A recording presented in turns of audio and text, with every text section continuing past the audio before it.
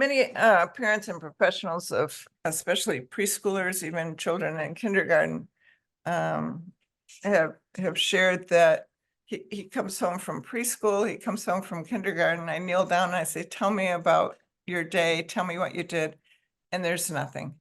And the same occurs as it goes from school to home.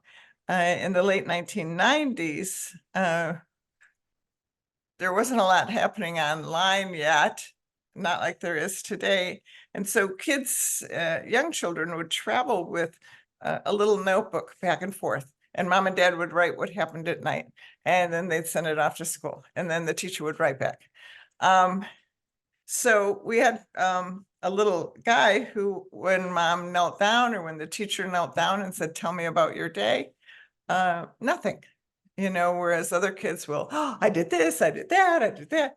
So I gathered information, and a huge part of of the process is to gather information without bias, without thinking that you know the answer in any way, shape, or form, that you're comfortable just gathering information as objectively as you can. And I talked to everyone, and it occurred to me, oh, I thought I talked to everyone, but I didn't talk to the bus driver. So I talked to the bus driver, who said, "Well, you know what this little guy does is he could read way ahead of his age group, but he was great at reading." And so on the way to school, he was reading what his parents had written about what he did the night before. And on the way home, he was reading. So it didn't make any sense to him, because I had a theory anyway. I bet it doesn't make any sense to him. The teacher reads what he did last night, and then she says, "Tell me what you did last night." Why would you do that? So we developed, I had been gathering information thinking I was going to write a social story, and then it occurred to me, no, the solution is more comprehensive than that. We want this little guy to be sharing information cross context for the rest of his life. It will protect him from bullying. This is critical. So what we did was we developed an approach called the garbage book, and it was published in Carol's Club on my website, which is absolutely free, and it's there on September 3rd, 2019. I reprinted it with some additional insights in terms of how important I think the garbage book is. So it is my favorite social story product, but it was an alternate solution. And we did not need to write a social story. I suppose we could have. We could at the end of the year, applauded him for all of the different things that he had shared between home and school. What's central and most important with the garbage book is that parents and professionals do not share information that is in the garbage book. So each night, each school night, a piece of representative garbage is selected.